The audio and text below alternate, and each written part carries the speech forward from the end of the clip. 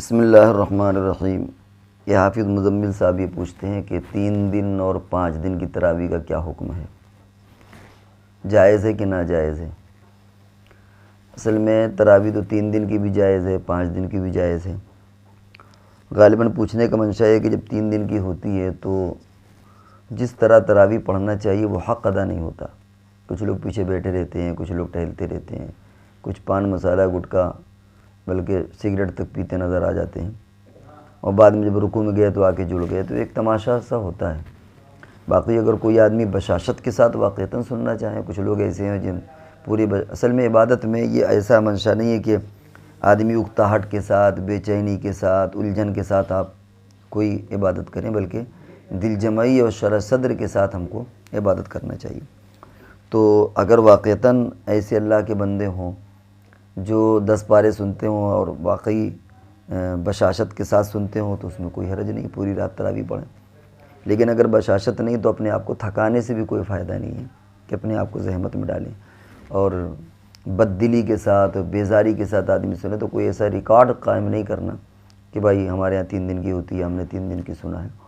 تو نہ ریکارڈ بنانے کے لیے اور نہ بیزاری کے ساتھ، ہاں اگر دل جمعی کے ساتھ کوئی سنے تو اس میں کوئی حرج نہیں، لیکن عام طور سے آج کے حالات میں ایسا نہیں ہوتا۔ حضور علیہ الصلوۃ والسلام نے بھی غالباً حضرت حذیفۃ الیمان یا کسی نے پوچھا تھا اللہ کے رسول یا حضرت سعد بن وقاص رضی اللہ عنہ، میرا نام ہمیں ذہول ہو رہا ہے کہ میں کتنے دن میں قرآن پڑھوں، کیا روز پڑھوں؟ انہوں نے فرمایا کہ نہیں، پھر فرمایا کیا 3 دن میں؟ فرمایا نہیں، پھر کیا؟ تو آپ نے 7 دن کی بات کہی، اور وہ بھی کہا کہ یہ بھی مشکل ہو جائے گا کبھی کبھی۔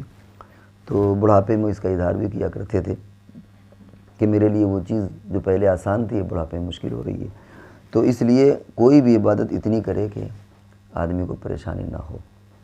تو یہ جو 3 دن عام طور سے آج کل رسم 3 دن اور 5 دن، اگر اس میں اہتمام نہیں ہے، دل جمعی نہیں ہے، تو باقاعدہ پورے مہینے کی آرام سے تراویح سننا چاہیے۔